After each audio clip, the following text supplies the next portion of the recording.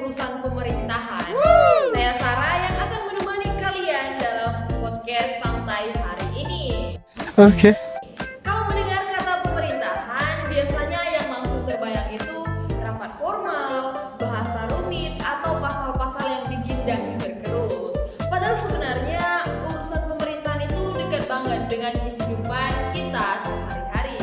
Mulai dari pendidikan, pelayanan publik, aturan hukum, sampai hal sederhana seperti jalan, pajak, dan administrasi. Semuanya berkaitan dengan pemerintahan. Dan sebagai mahasiswa hukum, penting banget buat kita. Bukan cuma memahami aturan, tetapi bagaimana negara bekerja dan bagaimana kebijakan itu berdampak bagi masyarakat. Nah, hari ini kita akan membahas satu pertanyaan menarik. Apakah pemerintah saat ini sudah benar-benar menjalankan fungsinya sebagai pelayan masyarakat? Dan tentunya kita akan membahas dari sudut pandang kritis, objektif, tapi tetap santai. Dan tentunya saya tidak sendiri. Saya sudah bersama dua narasumber yang hebat. Yang pertama ada Meisan. Halo Meisan. Halo semua, halo pendengar. Dan yang kedua ada Kak Aditya. Halo Halo semua. Kak Aditya. Halo, siap ngobrol dan bertukar pandangan soal pemerintahan dan hukum yang tentunya dekat dengan kehidupan masyarakat. Nah, daripada makin penasaran, langsung aja kita masuk ke pembahasan pertama.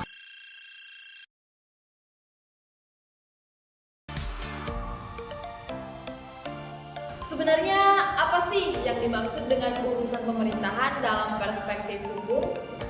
Jadi secara umum, urusan pemerintah itu adalah segala hal yang menjadi wewenang di negara untuk mengatur, mengelola, dan melayani kepentingan masyarakat. Jadi pemerintahan bukan hanya mengatur aturan, tetapi juga bertanggung jawab memastikan masyarakat mendapatkan pelayanan atau perlindungan yang setiap hari. Nah, kalau ngomongin pelayanan administrasi, saya rasa semua orang pernah ada di fase ini. Bukan cuma mau urusan berkas, tapi rasanya seperti mau ikut maraton birokrasi. Ya, karena masyarakat merasa prosedur terlalu panjang justru mempersempit pelayanan publik. Padahal dalam konsep negara hukum, pemerintahan harus bekerja secara efektif dan efisien untuk masyarakat. Berdasarkan penjelasan tadi, dapat dipahami bahwa urusan pemerintahan merupakan seluruh aktivitas negara yang berkaitan dengan pengaturan, pelayanan, dan perlindungan terhadap masyarakat. Dalam perspektif hukum administrasi pemerintahan, negara tidak hanya berfungsi sebagai pembentuk kebijakan, tetapi juga sebagai pelaksana pelayanan publik. Artinya, keberadaan pemerintah memiliki hubungan yang sangat erat dengan kehidupan masyarakat sehari-hari, mulai dari pendidikan, kesehatan, administrasi kependudukan, hingga penegakan hukum. Karena itu, pemerintah dituntut untuk menjalankan kewenangannya secara efektif, adil, dan sesuai dengan prinsip negara hukum. Menurut kalian, kenapa sih masyarakat sekarang semakin kritis terhadap pemerintahan? Ya, karena masyarakat lebih mudah mengakses informasi. Media sosial membuat masyarakat bisa langsung melihat dan menilai kebijakan pemerintah secara cepat. Tapi di sisi lain, informasi yang terlalu cepat juga kadang memunculkan kesimpulan yang terlalu berburu-buru. Makanya penting untuk kita dapat melihat persoalan dari sudut pandang hukum dengan kata yang jelas. Kadang baru baca satu postingan langsung merasa jadi pakar tata negara. Padahal buka undang-undang saja mungkin terakhir waktu ujian.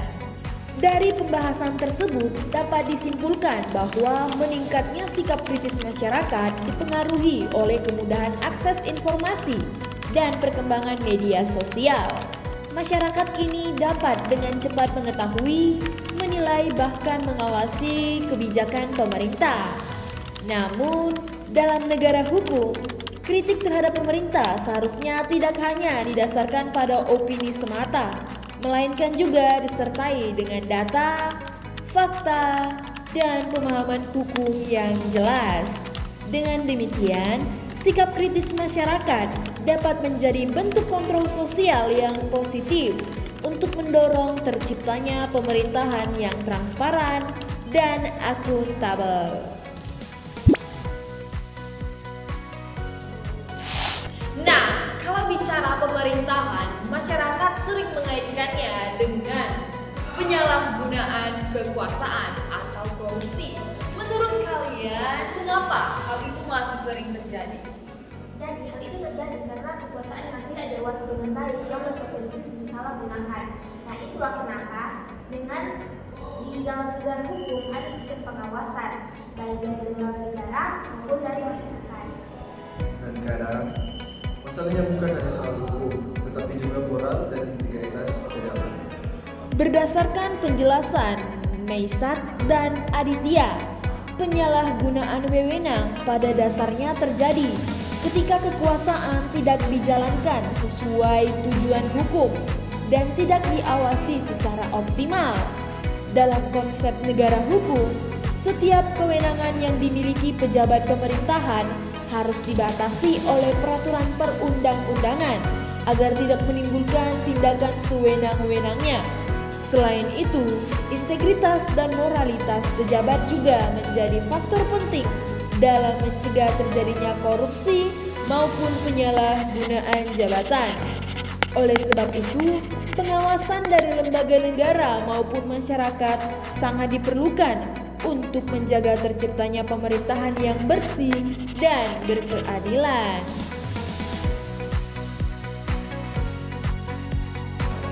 Selain tugas, revisi, dan begadang, sebenarnya apa peran mahasiswa dalam mengawasi pemerintahan? Ya, mahasiswa hukum punya peran sebagai kontrol sosial. Kita harus kritis terhadap kebijakan pemerintah, tetapi tetap berdasarkan ilmu dan data yang jelas. Nah itu mahasiswa hukum harus memberikan solusi bukan hanya menyalahkan. Dapat dipahami bahwa mahasiswa hukum memiliki peran penting dalam kehidupan bernegara, khususnya sebagai kontrol sosial terhadap jalannya pemerintahan. Mahasiswa hukum tidak hanya dituntut memahami teori, pasal, dan peraturan perundang-undangan, tetapi juga harus mampu mengkritisi kebijakan pemerintah secara objektif dan berdasarkan landasan hukum yang jelas. Dalam praktiknya, mahasiswa hukum dapat berperan melalui penyampaian aspirasi, edukasi hukum kepada masyarakat, penelitian, maupun pengawasan terhadap kebijakan publik. Selain itu, masyarakat hukum juga diharapkan mampu memberikan solusi dan pemikiran yang konstruktif terhadap berbagai persoalan hukum yang terjadi di tengah masyarakat. Dengan demikian, peran mahasiswa hukum bukan hanya sebagai akademisi, tetapi juga sebagai bagian dari masyarakat intelektual yang turut menjaga keadilan, demokrasi, dan prinsip negara hukum. Nah, tidak terasa